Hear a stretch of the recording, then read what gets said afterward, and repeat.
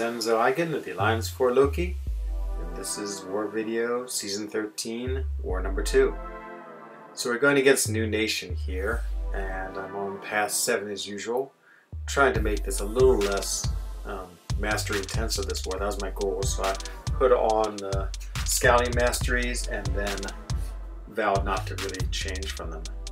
So this first node, it's a tech, and I should have known just by looking at the statistics. I've seen these statistics a lot, so I almost had them memorized. But the scouting tool wasn't working, and so we all sort of just tried to figure out who it was. See, Clowniest Clown is right in the path next to me, and of course, the ever-loving Dreamin is on path 9. So we try to figure out who it is. Dreamin thinks it's Mysterio because he does not see a Mysterio on the map, and I sort of go in thinking it's going to be that. So I'm going to put on some medium boosts and buy a small red boost, and then go in with, of course, the 30% champion boost, which I have a lot of. So I borrow those, and just because I'm almost sure I'm going to use Corvus for both these fights, or high probability, I just go ahead and activate sort of his lesser cosmic boost, just to give me that little bit of edge. It's a little scary going against a character I don't exactly know who it is, and so I just want to be careful. So I'm taking this fight linked, which means I have Bane on him, which is alright. It's usually not too hard to play around. But if I figure if it's Mysterio, then I'd have to dodge his, or just wait for his SP1 to expire, because he has that reflection on him, which seemed to be a little tricky if it was Bane. So I go in, and I'm sort of looking up in that upper right corner to see who it is, and lo and behold, it's Iron Man Infinity War. As soon as I saw it, I was like, oh, okay, that's right, just because I did know his stats, and I'd recognized those stats before, just because I fought him a number of times on this path to have remembered them. So I'm not too worried, you know, it's a pretty good fight. I just want to, you know, of course, you're not going to be able to really parry him, so I'm just playing conservative, trying to hit him when, you know, he's gone through his combo or when he throws his heavy.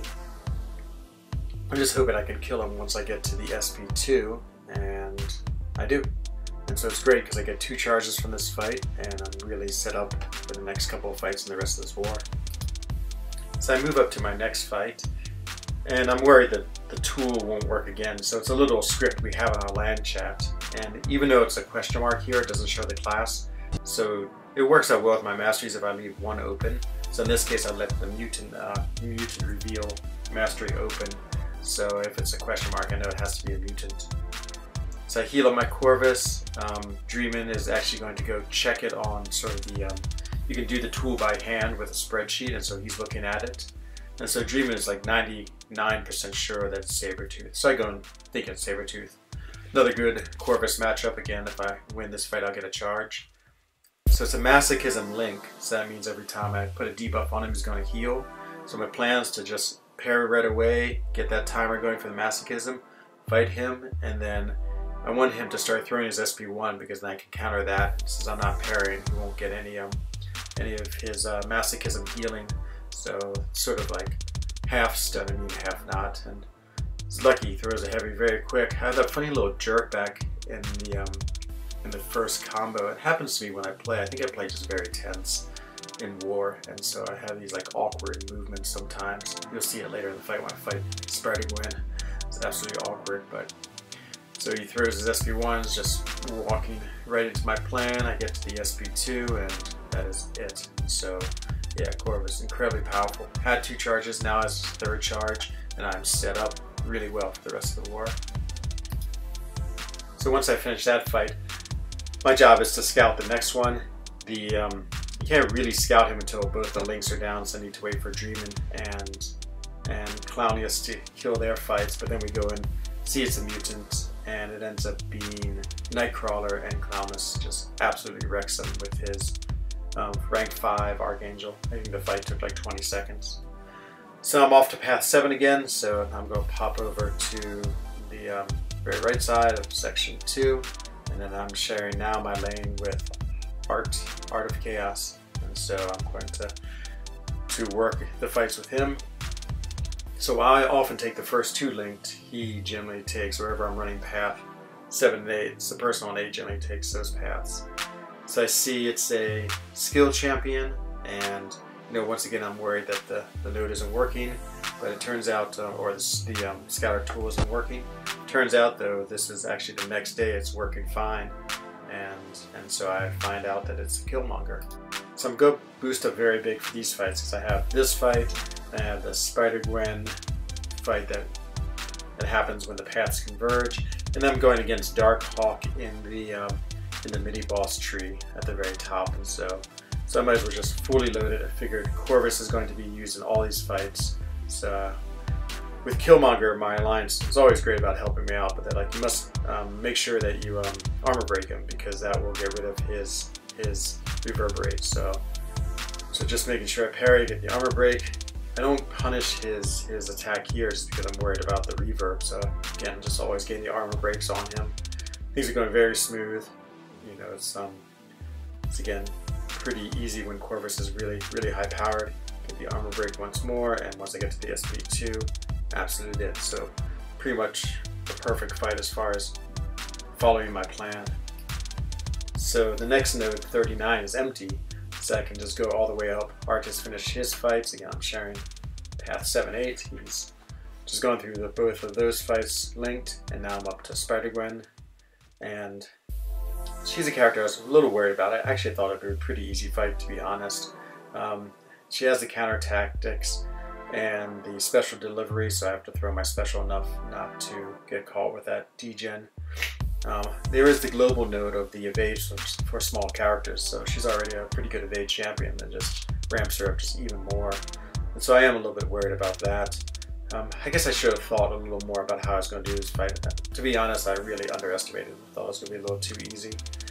And so, of course, I'm going in with Corvus. Figure I'm just going to get to my SP3, and that's going to be it for her. And so, go into the fight. I missed the parry right away. And again, I'm playing like really, just not very smooth at all. And gets the evade. Okay, that's all right. And then I just get absolutely hit here. I was trying to get the parry, got the parry again. I need to sort of focus and calm myself down here, but I'm just sort of missing things. And so she had 2 bars of power, got her SP2 out, fine. Again, things are going okay here. And just blocked the SP1. I'm always a little worried about trying to block that. And so this is where it goes bad. I throw my SP1 thinking I could knock her down. Of course she evades it. Of course she absolutely knocks me. Now the problem is I'm running out of my charges, and so now I'm out of my charges and I die. And so yeah, it just wasn't a good fight. I just started poorly and wasn't really thinking about what I needed to do. I just need to come in with a little bit better strategy. So pretty unhappy about that. It's actually the first death in our battle group, and of course, like all of my deaths, she was down to like 3%. Sort of the hallmark of my dying is I can get them down really close, but just can't ever quite finish it off. So now I'm not too caring about what I do, so I'm going to just go with Mega Reds, and I don't think I'm going to use them at all this war. And so my goal is really just to DJ her to death and not really try to fight her too much. So I'm just sort of letting her attack into me, and then yeah, I totally mess up and get comboed. And so now I'm already a little bit worried because she gets the evade, and I'm worried, but luckily she's so low health I just have to hit her once and she's dead. But yeah, was not very good at all. So now I go over to Boss Island, and I have to wait till Art finishes his fight against the Invisible Woman, which is right above me, and then I'll go in and take on Darkhawk. So I just wait for Art to finish his fight, and as soon as he's going to do that, I'm just going to go right into the Darkhawk. I have all my boost on, I'm at 4 health. Fortunately, I do have to revive my Corvus, which is going to be expensive. You can see it takes 7 of my potions to get him up there. So it's the worst part about dying, especially when you're fully boosted, because of course it just costs a lot of potions to get. So I go into this fight, and I'll be honest, I really didn't have a good plan to fight it. So just sort of figured I'd try to get to my SP2 as quickly as I can. And because I had the Power Star 1, I thought I could use that to do big damage.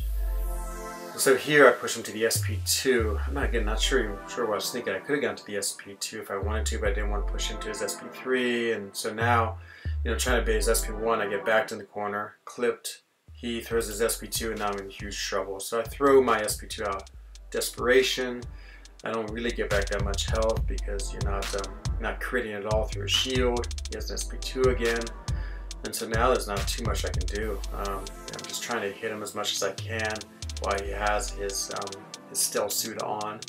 It's going alright, but and then he has his SP2 again.